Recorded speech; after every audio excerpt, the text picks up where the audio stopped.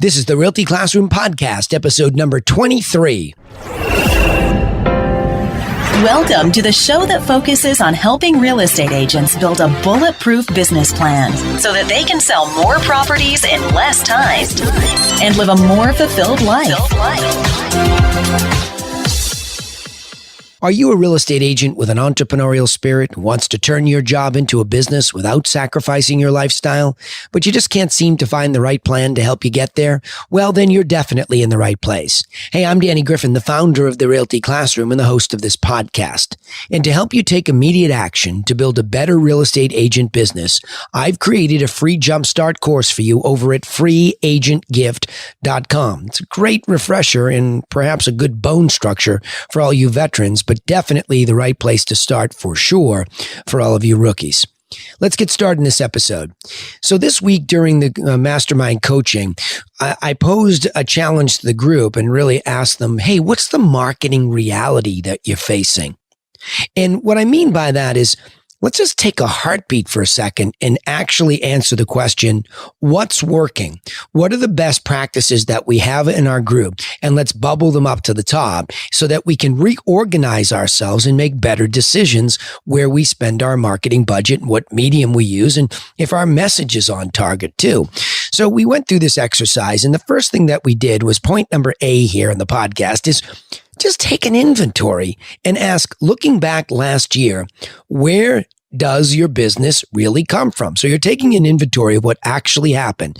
And it was a big eye-opener because I train a lot of people that have grown up in this internet business where they believe that everything is supposed to emanate first from the internet, as if it's some sort of a digital age obligation to get your business first from an internet source. And that couldn't be further from the truth in this group of top producers. And I'm talking some mega top producers here who, when they really take that inventory, they find out that simply it's this concept of influence. I know the first default terminology is sphere of influence. I don't love that, as I've said in many times before in the podcast, because it's too nebulous. It's cloudy. That can mean a lot of things. But let's just say from influencer marketing, in particular to your past clients, by maintaining some relationship with your past clients as an expert about the marketplace, you stay in this top of mind consciousness position where they, or when they need to refer somebody they know, like, and care about to somebody, they think of you first because you're there,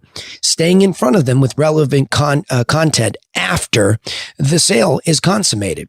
So that's the first thing that we found, was that most people that are top producers have a huge conglomeration of their business coming from that sphere of influence, or that influencer marketing, definitely predicated on past client repeat business and referred business.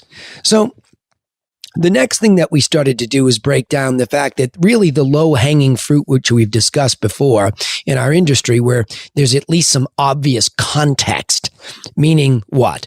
Expireds, probates, FSBOs, those types of seller leads, and obviously open house buyers coming through the door. That's all that low-hanging fruit in our industry, where the shortest path to a conversation with motivated people is somewhere in that cast of characters that I just mentioned.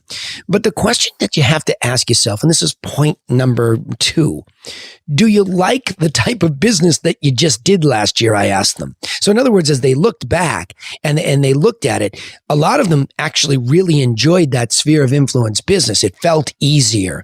It felt more down home, meaning there was more of an instant connection early on because there was past history, where some of them just really didn't like internet business at all, because it can be really a grind when you get a lead, and that lead or that lead source can be loaded with just whimsical inquiries that you have to sift and sort through and grind out just to find somebody to give you a heartbeat. And a lot of times you feel like you're talking to yourself. So you really have to ask yourself, do I like the type of business that's coming from these lead generation sources?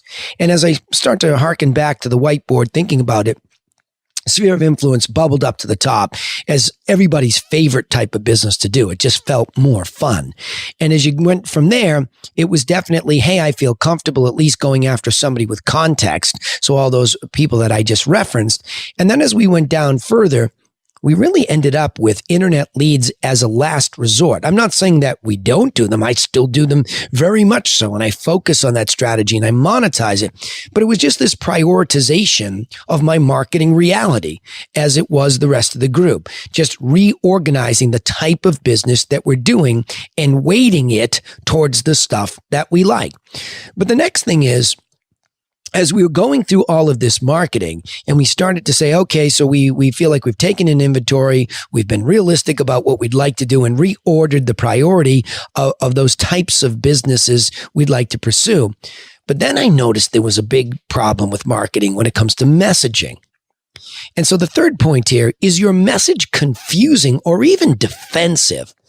As I started to think about a lot of the sales training and how it relates back to marketing and where we put that message forward, I mean, are we confusing the consumer? Are you babbling on about your resume? Are you saying things on the phone like I'm going to work really hard and do things that other agents are not doing? See, that's kind of that defensive, edgy, insecure type of feeling that we default to when we're just not clear with our message. So we really clarified that this week too. And what we said was, hey, let's just start with this. I have a plan for that. You're selling, I have a plan for that. You're buying, I have a plan for that. And so we really just simplified it. Now, I like to use that term, as you know, chunk it up. So we chunked it up to say, just remember to reset yourself when you're doing your marketing to start to build it around a plan, because a plan is clear. It's steps in a row that somebody can really relate to very simply without doing a lot of thinking. What did that person just say? And what's so great about them? And really just it's what's in it for them. And the simpler it is in steps and a more planned out it is, the easier it is to remember that you were different. Now, ultimately, once that all began to be reorganized, the last thing was this reality about budget. See, the challenges for entrepreneurial real estate agents who study the business is that you begin to learn what you didn't know. You know that saying, you don't know what you don't know? Well, be careful what you wish for, because as you begin to know what's possible, there's a new enthusiasm that gets birthed, and you get excited to try to do all of these new things in your marketing. But there's where the reality also starts to fall apart, is that you always believe that you're behind somebody else and that you have to spend more money and more effort, when the truth is, why don't you just understand where the lowest hanging fruit is for you? And you'll recognize that a lot of that stuff can be pursued at very low cost budget. I mean, really, let me just go back for a second and reiterate. Does it really cost you to walk up to the front door of a for sale by owner expired and drop off your plan? Does it? No, it's about as low cost as it gets, and it's about as fast as you can get in front of somebody and have a real conversation about what makes you unique and how you think you can help that person. So see, this whole concept of budget is just, there's a lot of mythology around it that you're supposed to go out there and spend massive amounts of money on marketing, when the truth is, it's much better. Conrad Levinson, God rest his soul, wrote that great book, Guerrilla Marketing. And that was the principle there, was to be resourceful. Try to use your best medium, which is really hand to hand. If you could go nose to nose with somebody, your mouthpiece talking about your plan is the most cost effective and probably effective way to convert somebody. So think that way first, and really think media in a very low tech way first. And then you can start to spend more money as you make money. Okay. So let me go back to this again. So this week's topic here is get a dose of marketing reality. What actually works? Now, if you are a veteran, just go back and look at last year and take an inventory and be realistic. Don't sell yourself. Where did your business really come from? And if it's uber low tech and easy to do, hey, you should be relieved, not aggravated. Okay. And if it didn't, you should perhaps consider it. Maybe you're spending too much money. Next point. Do you like the type of business you're doing? Not only the genesis of it, whether it's seller, buyer, expired, probate, whatever it might be, but also in the area, the geographic area and the price range. Another key point there. The third point, is your message confusing or defensive? Simplify it. Just remember this one. I have a plan for that. I'm buying? Yes, I have a plan for that. I'm selling? Yes, I have a plan for that too.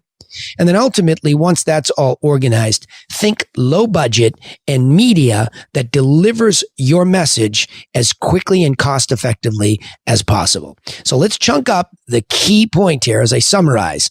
What works best in reality? Okay, what works best in reality is actually the best place to direct your marketing. Okay, what works best in reality is the best place to begin directing your marketing. All right, remember, you can take immediate action and get started in the right direction with our free video course over at freeagentgift.com. And of course, if you like what you've learned here, then we'd appreciate it if you would share these insights with other entrepreneurial real estate agents just like you so that they can find their way here to join us. Don't forget to subscribe or follow us on whichever platform you're listening. And of course, a positive review is always appreciated. Thank you. We also broadcast our live sales training call on Facebook every Friday at 1 o'clock Eastern Daylight Time. So remember to like our page so you won't miss the notification. Hey, thanks for listening, and we look forward to helping you in the next episode. You've been listening to The Realty Classroom with Danny Griffin. Join us next time to continue learning how to build a smarter real estate agent business plan that helps you live a more fulfilled life.